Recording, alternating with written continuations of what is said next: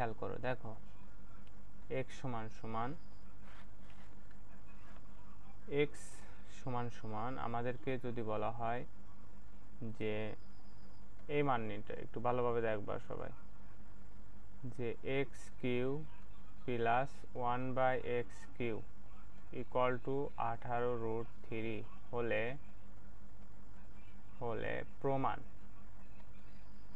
প্রমাণ করো যে x সমান সমান √3 প্লাস √2।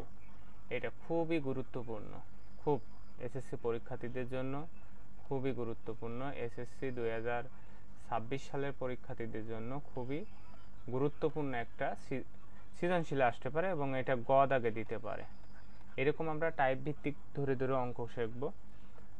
তোমরা আমাদের এই চ্যানেলটাকে ফলো করে রাখলেই বুঝতে পারবা যে গণিতে আর ফেলের কোনো সম্ভাবনা নেই। তাহলে আমরা কিভাবে শুরু করি, দেয়া আছে দিয়ে এটা দিয়ে লিখতে পারি। তাহলে বা x এ যদি আমরা এখানে লসাগু নিই, শর্টকাট করে দিচ্ছি, তোমরা দেয়া আছে লিখো। তাহলে x⁶ প্লাস 1 ইকুয়াল টু 18√3 বা x⁶ plus 1 equal to 18√3 x³ বুঝতে পারছো? এটা ভাগ আকারে আছে, এপাশে গেলে গুণ আকারে হয়ে গেল।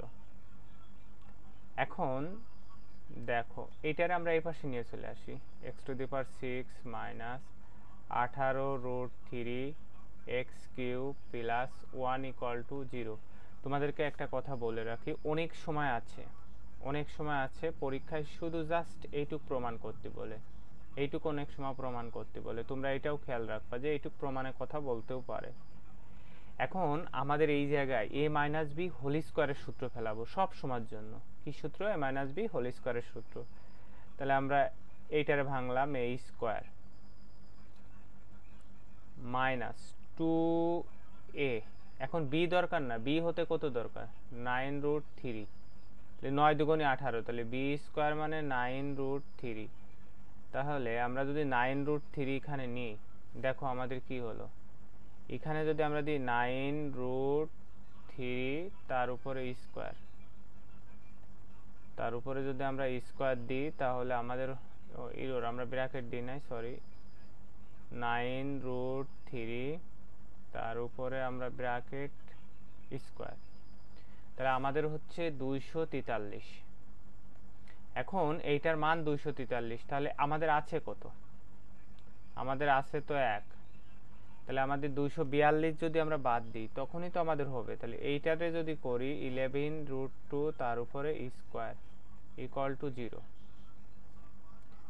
বা তাহলে এখানে a মাইনাস b তার হোল স্কোয়ার ইকুয়াল টু, আমরা এই মাইনাসটার এই পাশে নিয়ে গেলাম, তাহলে 11√2 তার উপরে হোল স্কোয়ার। বুঝতে পারছো? বাহ, তাহলে এই স্কোয়ার আমরা উঠাই দিতে পারি। আমরা যদি এই স্কোয়ার উঠিয়ে দিই তাহলে আমাদের থাকলো x³ মাইনাস 9√3 ইকুয়াল টু 11√2। এখন এইটাকে আমি যদি ওই পাশে নিয়ে যাই, দেখো আমরা যদি এই পাশে নিয়ে যাই এটাকে, তাহলে বা আমাদের কত থাকতেছে, তাহলে বা x³ সমান সমান 9√3 প্লাস 11√2, এটাই তো থাকতেছে। এখন আমাদের মূল হচ্ছে x³ উঠাইতে হবে। তাহলে x³ ইকুয়াল টু আমরা কত পাচ্ছি, এই যে এখানে যে সংখ্যা থাকবে আর এইটারে ধরবো, এইটারে ধরবো আর এইটারে আমরা ধরবো হলো b। তাহলে দেখো আমরা যদি লিখি না এই যে এইটা, আর এই পাশে যদি আমরা √2 তার উপরে কিউ লিখি, তাহলে আমাদের সূত্র কি? 3a² b plus 3ab²। একটু বুঝে নিও। তাহলে x³ ইকুয়াল টু আমরা পাচ্ছি হলো a প্লাস b তার উপরে হোল কিউব। তাহলে সমান সমান x ইকুয়াল টু কত পাইলাম? √3 প্লাস √2। এইটাই হলো অ্যান্সার বা প্রুফড। অনেক সময় আমাদেরকে 1/x দিতে পারে, তখন আমরা জাস্ট 1/x প্লাস এইটা হলো ভয় পাওয়ার কিছু কারণ নাই, কারণ এই ধরনের অঙ্কই মূলত পরীক্ষায় দেবে।